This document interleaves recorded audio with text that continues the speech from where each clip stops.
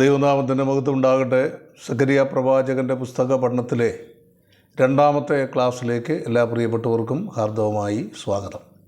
സക്കറിയ പ്രവചനം 1-ാം അധ്യായത്തിൻ്റെ 2 മുതൽ 6 വരെയുള്ള വാക്യങ്ങളാണ് നമ്മളിന്ന് പരിശോധിക്കുന്നത്. ഈ വാക്യത്തിൻ്റെ പ്രധാനപ്പെട്ട സന്ദേശമെന്ന് പറയുന്നത് കോൾ ടു റിട്ടേൺ, ദൈവത്തെങ്കിലേക്ക് മടങ്ങി വരുവാനുള്ള ഒരു ആഹ്വാനമാണ്. ഈ വേദഭാഗത്തിലെ പ്രധാനപ്പെട്ട വിഷയമെന്ന് പറയുന്നത് 1-ാം അധ്യായത്തിൻ്റെ 3-ാം വാക്യമാണ്. അവിടെ നമ്മളിങ്ങനെ വായിക്കുന്നു: നിങ്ങൾ എങ്കലേക്ക് തിരിഞ്ഞാൽ ഞാനും നിങ്ങളുടെ അടുക്കലേക്ക് തിരിയും. 2-ാം വാക്യത്തിൽ പിതാക്കന്മാരോടുള്ള ദൈവകോപം ദൈവം വെളിപ്പെടുത്തുകയാണ്. അവിടെ വായിക്കുന്നത്, യഹോവ നിങ്ങളുടെ പിതാക്കന്മാരോട് അത്യന്തം കോപിച്ചിരിക്കുന്നു. എന്താണ് പിതാക്കന്മാർ? ഇസ്രായേലിൻ്റെ പുതിയ തലമുറയോട് പറയുകയാണ്, നിങ്ങളുടെ പിതാക്കന്മാരോട് ദൈവം അത്യന്തം കോപിച്ചു. എന്താണ് അത്യന്തം കോപിക്കാൻ കാരണം? അവർ അനുസരണക്കേട് കാണിച്ചതുകൊണ്ടാണ്. എന്താണ് അവർ കാണിച്ച അനുസരണക്കേട്? 4-ാം വാക്യം നിങ്ങൾ വായിക്കുമ്പോൾ, നിങ്ങളുടെ ദുർമാർഗങ്ങളെയും ദുഷ്പ്രവർത്തികളെയും വിട്ടുതിരിയുവിനെന്നിങ്ങനെ പണ്ടത്തെ പ്രവാചകന്മാർ അവരോട് പ്രസംഗിച്ചിട്ടും അവർ കേൾക്കുകയോ എനിക്ക് ചെവി തരികയോ ചെയ്തില്ല. ദൈവത്തിൻ്റെ പ്രവാചകന്മാരിലൂടെ, യിരെമ്യാവിലൂടെ മാത്രമല്ല അനേക പ്രവാചകന്മാരിലൂടെ ഇസ്രായേൽ ജനത്തിൻ്റെ അധപ്പതനം കണ്ടിട്ട് അവർ മാനസാന്തരപ്പെട്ട് മടങ്ങി വരുവാൻ ദൈവം ആഹ്വാനം ചെയ്തു. അങ്ങനെ മടങ്ങി വന്നില്ലെങ്കിൽ നിങ്ങൾ പ്രവാസത്തിലേക്ക് പോകേണ്ടി വരും, ബാബിലോണിൽ അടിമകളായി പോകേണ്ടി വരുമെന്ന് പ്രവാചകന്മാരിലൂടെ ദൈവം പറഞ്ഞതാണ്. എന്നാൽ അന്ന് ദൈവവചനം പറഞ്ഞ പ്രവാചകന്മാരെ അവർ അവഗണിച്ചു, അവരുടെ വാക്കുകൾ അവർ പുറന്തള്ളി, ദൈവകൽപ്പന ധിക്കരിച്ചു. അതിൻ്റെ അനന്തരഫലം അവർ അനുഭവിക്കേണ്ടി വന്നു. അതുകൊണ്ട് പ്രവാസത്തിലേക്ക് അവർ പോകേണ്ടി വന്നത് ഒരു രാഷ്ട്രീയ കാരണമല്ല. ഒരു സുപ്രഭാതത്തിൽ നെബൂഖദ്നേസർ അദ്ദേഹത്തിൻ്റെ സൈന്യങ്ങളുമായി യെരുശലേമിലേക്ക് വന്ന് ആക്രമിച്ചു. അതുപോലെ തന്നെ അശ്ശൂര് 10 ഗോത്രങ്ങളടങ്ങിയ വടക്കേ രാജ്യമായ ഇസ്രായേലിൻ്റെ 10 ഗോത്രങ്ങളെ അശ്ശൂരിലേക്ക് അടിമകളായി കൊണ്ടുപോകേണ്ടി വന്നു. തെക്കേ രാജ്യമായ യഹൂദ ഗോത്രത്തെ, 2 ഗോത്രങ്ങളുള്ള ആ തെക്കേ രാജ്യത്തെ ബാബിലോണിലേക്ക് അടിമകളായി പോകേണ്ടി വന്നു. പിന്നീട് നെബൂഖദ്നേസർ ഈ രാജ്യം മുഴുവൻ കീഴടക്കിയപ്പോൾ എല്ലാവരും നെബൂഖദ്നേസറിൻ്റെ ഭരണത്തിൻ്റെ കീഴിൽ അടിമത്തം അനുഭവിക്കേണ്ടി വന്നു. ഇതെല്ലാം ഒരു രാഷ്ട്രീയ കാരണമാണെന്ന് നമുക്ക് തോന്നാം. എന്നാൽ ദൈവം തൻ്റെ വചനത്തിലൂടെ വളരെ വ്യക്തമായി അവരോട് പറഞ്ഞിരുന്നതാണ്, ദൈവത്തിൻ്റെ കൽപ്പന അനുസരിച്ചില്ലെങ്കിൽ, ശാബത് കൃത്യമായിട്ട് ആചരിച്ചില്ലെങ്കിൽ, ദൈവകൽപ്പന അനുസരിച്ച് നടന്നില്ലെങ്കിൽ ദൈവം അവരെ ശിക്ഷിക്കും. ദൈവത്തിന് തൻ്റെ ജനത്തെ ശിക്ഷിക്കാനുള്ള അവകാശമുണ്ട്. അങ്ങനെ ദൈവം ശിക്ഷിച്ചാണ് ഇവർ ബാബിലോണിൽ അടിമകളായിരുന്നത് എന്ന് വളരെ വ്യക്തമായി മനസ്സിലാക്കാൻ കഴിയും. ഈ പ്രവാചകന്മാരുടെ വാക്കുകളെ അവഗണിച്ചതുകൊണ്ട് എന്താണ് ഉണ്ടായ അനന്തരഫലം? 5-ാം വാക്യം വായിക്കുമ്പോൾ, ഞാൻ എൻ്റെ ദാസന്മാരായ പ്രവാചകന്മാരോട് കൽപ്പിച്ച വചനങ്ങളും ചട്ടങ്ങളും നിങ്ങളുടെ പിതാക്കന്മാരെ പിന്തുടർന്ന് പിടിച്ചില്ലയോ എന്ന് ദൈവം ചോദിക്കുകയാണ്. ദൈവത്തിൻ്റെ വചനം നമ്മളോട് സംസാരിക്കുമ്പോൾ അത് ആരും സംസാരിക്കുന്നല്ല, ആ വചനം നമ്മളുടെ ജീവിതത്തിൻ്റെ ഗുണീകരണത്തിനും ശുദ്ധീകരണത്തിനുമാണ്.